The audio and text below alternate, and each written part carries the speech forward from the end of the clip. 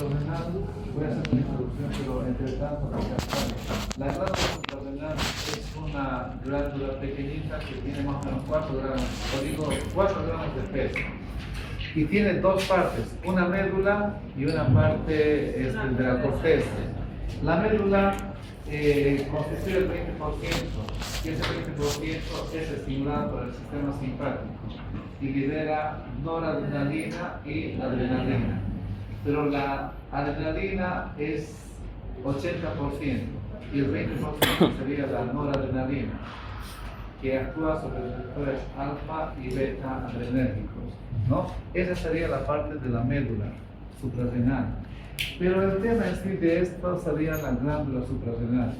La glándula suprarrenal es una glándula como la corteza que tiene 3 capas, que tiene que ver sobre el metabolismo del agua, de electrolitos como el sodio, el cloro, el sodio y el potasio, y también de los corticoides. Los corticoides como el cortisol y la corticosterona, sobre todo el cortisol. El cortisol interviene en el metabolismo de los hidratos de carbono, de los lípidos, como también de las proteínas, pero sobre todo de los hidratos de carbono. Por eso se dicen glucocorticoides, ¿no? Los glucocorticoides. Bien.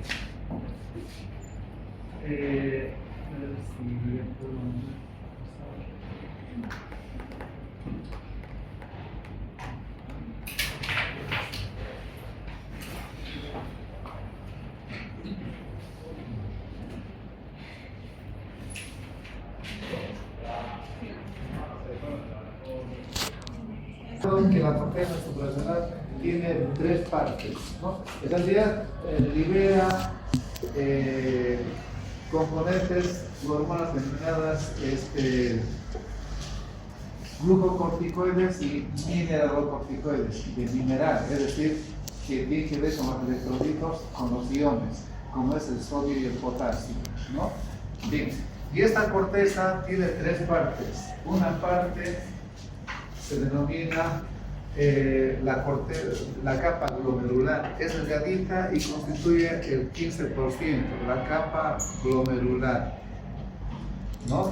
Y esa capa glomerular va a producir una hormona muy importante llamada aldosterona, ¿no? Ustedes se acordarán de la aldosterona cuando hablamos de fisiología 1. Entonces, esta más o menos representa el 15%. El 15% es delgadita. Y a partir de una enzima conocida como aldosterona sintetasa o sintasa, se va a formar la aldosterona. Entonces, esto produce la aldosterona. La aldosterona, esta capa, ¿no? Habíamos indicado que era más o menos el 15%, ¿no? Y la otra capa, una capa más gruesa, sería la capa fascicular. Esta capa fascicular es más o menos el 75%. Esta capa se llama capa fascicular. La capa fascicular. Esta capa fascicular es gruesa y va a producir la corticosterona, que no es una hormona tan importante, pero el cortisol sí. Y este cortisol también se lo conoce como hidrocortisona, ¿no? Cortisol, entonces va a producir cortisol.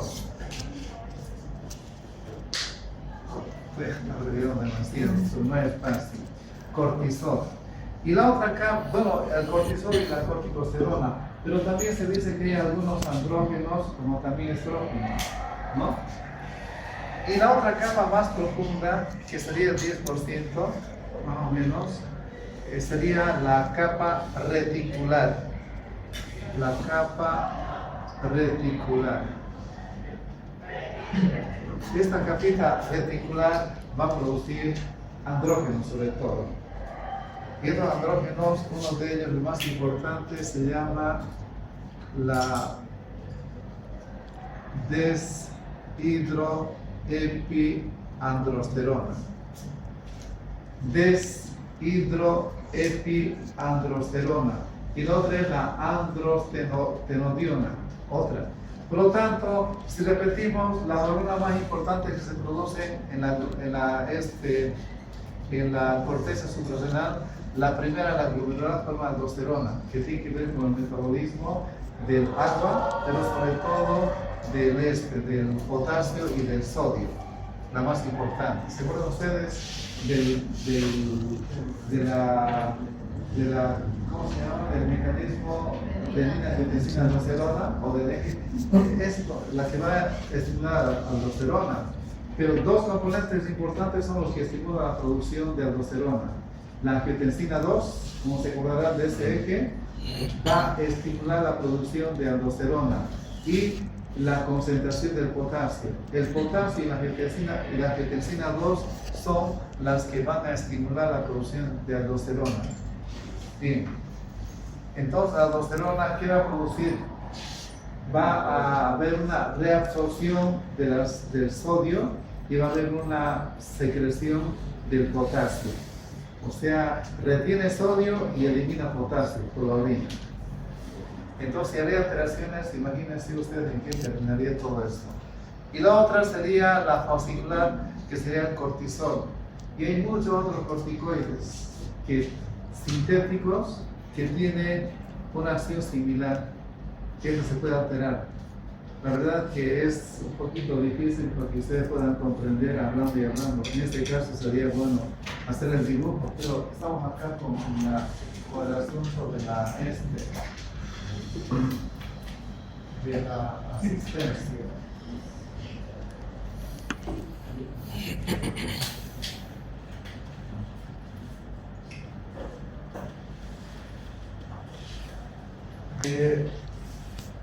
Seguimos un poquito con el tema. Entonces los corticoides, estos corticoides hemos visto nosotros que tienen que ver bastante con la gluconeogenia. Los corticoides producen la gluconeogenia. ¿Y qué es la gluconeogenia? Es la formación de glucosa a partir de aminoácidos y a partir de ácidos grasos, sobre todo de aminoácidos, ¿no? Esa es la función que tiene esa. Pero tiene muchas otras funciones, bastantes funciones tiene. Tiene que ver sobre el metabolismo de los lípidos, tiene que ver también, protege. El cortisol, por ejemplo, cuando se libera, favorece la resistencia ante situaciones de estrés mental, estrés físico, cualquier condición, una lesión, el ejercicio, un daño hacia el organismo, una cirugía, un traumatismo, una fractura de piel, etc., libera mucho cortisol. ¿Para qué? Para que no haya efectos. Es decir, que si puede haber una inflamación, este cortisol es el que va a impedir todo el proceso de la inflamación que se ha hablado en fisiología 1. Habíamos dicho que la inflamación, no me agarren porque voy a quedar yo mal, porque estoy haciendo dos cosas a la vez, ¿no es así? En este momento lo que más me preocupa es la asistencia. Pero continuamos indicando un poco. ¿Se acuerdan ustedes que habíamos indicado que la inflamación tenía varios procesos? Porque la inflamación puede causar muchos daños, ¿no? La inflamación. Por lo tanto, durante la inflamación puede haber un aumento del flujo sanguíneo sobre todo la zona afectada. Un aumento del flujo sanguíneo. Puede haber vasodilatación. Cuando los capilares se van a vasodilatar.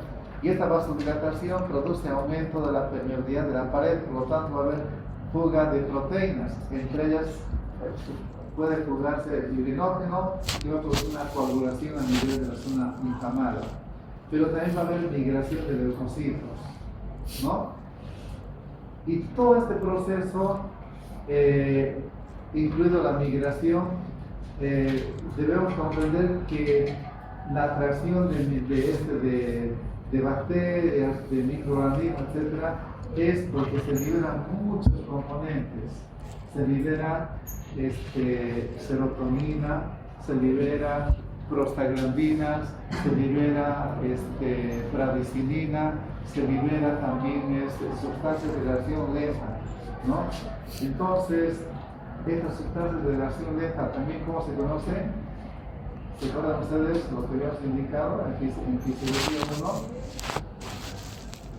Bueno, entonces, todos estos componentes van a provocar una inflamación. Y el cuerpo, como defensa para resistir la inflamación, va a liberar el corticoide, llamado hidrocortisona o cortisol. ¿Qué va a hacer? Porque la inflamación es peligrosa.